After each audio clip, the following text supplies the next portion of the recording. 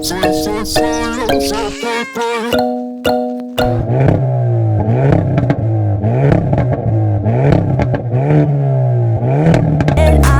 lights moving across the walls.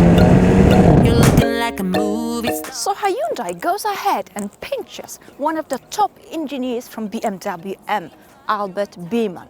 What are they trying to do? Build an Asian BMW? Or perhaps this could be South Korean answer to the genius M. Well, for starters, it's looking pretty hot. And as for the rest, aren't you curious?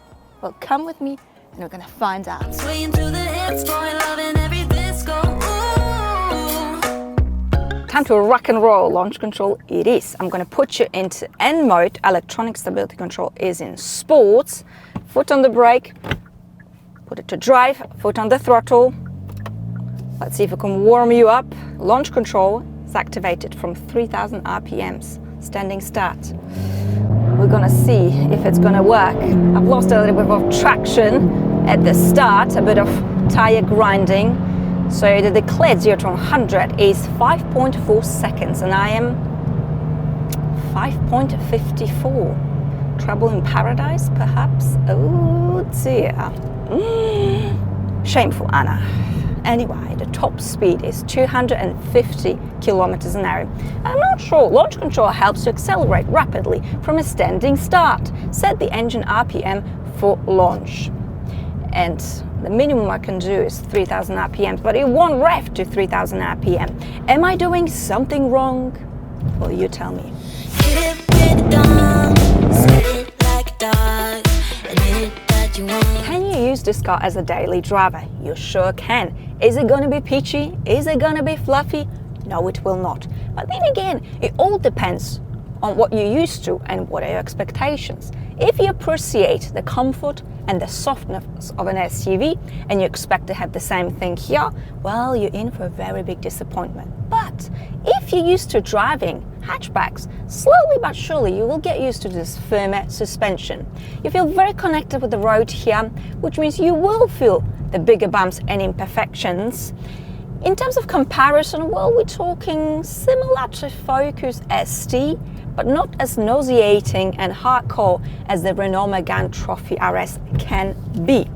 Now, can you use this car as a long-distance cruiser? Of course you can. Is it going to be the most ideal long-distance cruiser? No, it will not. But it's actually all right. I've taken it on a long-distance journey yesterday and I'm still here and my ears seem to be, well, just fine. Now, all of the power is being sent to the front wheels, which means it's a little bit easier to live with versus a BMW M. A little bit of rain, a little bit of snow with the M, and you are spinning round and round.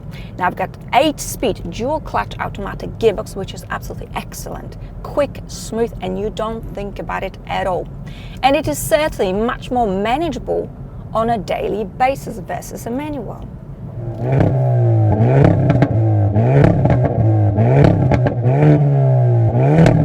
Let's inspect the situation under the bonnet. So I've got a 2-liter 4-cylinder turbocharged petrol engine which produces 280 horses, 392 Newton meters of torque. The question, however, is 4 pots enough to make us tick? Jumping up and down, swimming on the crowd, going all the way 'cause The steering in the Eco and Normal mode is close to, well, being a normal. It's not too heavy, but you still do need to apply some strength when you're maneuvering this car in and out of car parks. The visibility here is very good, no blind spot in the front, big rear window, very good cameras. What about the fuel economy? So when you take it easy, combination of congested city, B roads and motorway, you're looking at about 8 to 9 liters. An important question, however, to ask is, who does take it easy in a car like this? When you're purchasing a vehicle of this nature, well, driving it in the Eco and Normal mode is a bit like going through life, meeting somebody you really like and doing absolutely nothing about it. Experiencing a love that's unlived, untasted. It is very much a matter of self-inflicting pain. And what is life then? Very, very sad. being a backseat passenger here is actually all right. I have adjusted both front seats for my height, which is just over 1.7 meters, 5'7". I've got decent legroom, very good headroom. The seats here are actually very comfy. What about the middle seat? Well, it is surprisingly all right. That's because you only have a small hump here on the floor. I mean, it still serves as an emergency seat for an adult, but it's more than plenty of space for a child. Alcantara seats. The backseat passengers can enjoy this feature as well.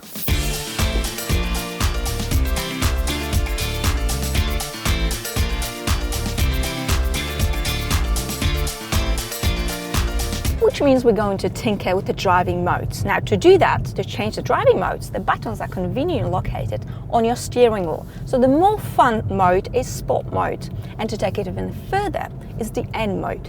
Now, the N mode is something you can customize in terms of steering, suspension, and the throttle response. So let's put you into Sport mode.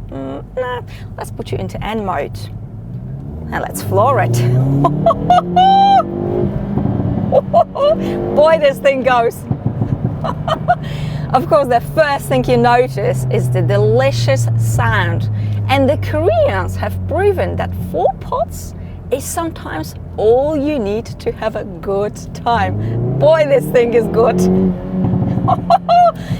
I can feel more weight added to the steering. The steering is sharp, quick, precise. There's very little room for error, so you better know what you're doing. The suspension is hard, it is stiff, you feel bumps and imperfections, and you know what? You like it. And you know why? Because this is the only way that's preventing you wrapping your teeth around the very next tree. The handling is absolutely superb. I mean, this guy's glued to the road. The grip is solid. Hyundai, you sexy little Korean minx. Boy, I like it.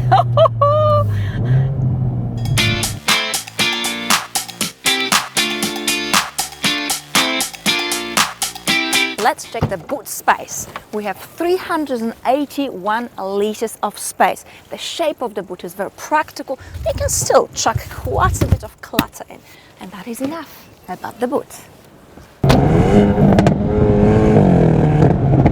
The change of gears in both Sport and N mode is very quick, but it is also very smooth. You can of course put the gearbox into manual mode and use the aluminium paddle shifters, but you can also press the button on your steering wheel called the green shift. What the green shift means is that for 20 seconds you get maximum performance. You use the engine overboost and the ideal shift pattern, and boy, safe to say, it is absolutely mental. She walked away. She's the one who got away. So has Albert Biermann brought any German flavors into the cabin? 9, but we've got plenty of South Korean flavors, and the cabin is looking very smart. The quality of the materials, the fit and finish is very good. I absolutely love these seats. They're actually quite comfortable, but most important, they hold your body where they're supposed to hold your body when you take this car on a twisty road and get carried away. And let's be honest, you will be getting carried away more often than not. I like the steering wheel, feels good in your hands. Aluminium paddle shifters, because plastic paddle shifters are for peasants. You've got the shortcut buttons here. You also have shortcut buttons to access your driving mode. Also, your green shift. You see, in a performance car, timing is everything. Press, off you go, flying. Okay, let's check the practicality. So large full of water teeth. You can easily fit that in the door bin. You can pop that one in here, in here. Traditional handbrake, by the way. Oh, I like it. More storage space down here. Glove box, actually pretty big size. Okay. Wireless mobile charging. You've got this neat, clever pocket down here. USB port, 12-volt sockets, 2 of them in fact. Okay, let's have a look at the system. So this is the touch screen. System is straightforward, easy to use. Let's have a look at the graphics. Also very quick. Naturally, you can plug in your iPhone, your Androids. If you don't like the system, actually I don't mind it at all. Very easy to get your head around it. You've got the so this is the touch. You also have the shortcut buttons here. Quick access, excellent. Okay, setup, lovely. Down here you've got climate control, traditional knobs for your climate, traditional knobs for your volume control as well. This is all very, very well organized. So actually, maybe it is a little bit Germanic after all. I like it. Anyway, the cabin is lovely. It just suits the character of the car perfectly. By the way, I forgot to mention, today I'm using the Insta360 ONE X2 camera. Just in case you wondered, I've got a whole film crew with me now. I'm actually filming all these videos by myself. I'm a genius. No, just kidding. They're not perfect, but you know, it's a learning curve. So that's it. Does she think about me every now and then? Maybe she was right, we couldn't. I'm gonna put my foot down. The throttle response is exquisite. You put your foot down, there's no delay. It just keeps on pumping. You see, there are plenty of faster cars out there, but it's about the emotions. And speaking of emotions, just shows you not only Italians are the ones who can deliver the emotions, because the South Koreans are pretty good as far as I'm concerned. And I have to admit, I have greatly underestimated the power of the throttle, the power it has over me, both mentally and physically. I think I've driven too many electric cars. I started to become a little bit grumpy. Oh dear. You see, electric cars are powerful, they're very quick, but it just shows you it's not about the destination, it's about the journey, it's about the anticipation that electric cars will never ever give you. Because the combustion cars are the winner, I'm afraid. Yes, and I know, electric cars are the future. It's a tough reality to swallow, but swallow it we must. But then again, it ain't over until the fat lady sings.